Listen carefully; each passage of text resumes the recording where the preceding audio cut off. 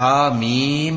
اس کتاب کا اتارا جانا اللہ کی طرف سے ہے جو زبردست ہے، دانا ہے، جو گناہ بخشنے والا اور توبہ قبول کرنے والا، سخت عذاب دینے والا ہے، صاحب کرم ہے۔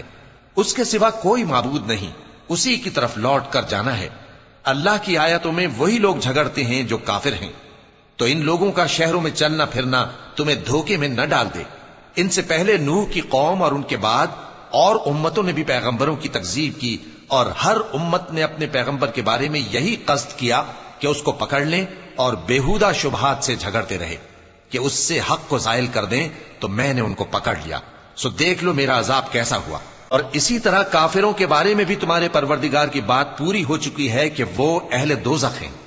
جو لوگ عرش کو اٹھائے ہوئے اور جو اس کے گردا گرد حلقہ باندھے ہوئے ہیں یعنی فرشتے، وہ اپنے پروردگار کی تعریف کے ساتھ تسبیح کرتے رہتے ہیں اور اس پر ایمان رکھتے ہیں، اور مومنوں کے لیے بخشش مانگتے رہتے ہیں کہ اے ہمارے پروردگار، تیری رحمت اور تیرا علم ہر چیز کو سموئے ہوئے ہے، تو جن لوگوں نے توبہ کی اور تیرے رستے پر چلے ان کو بخش دے اور دوزخ کے عذاب سے بچا لے۔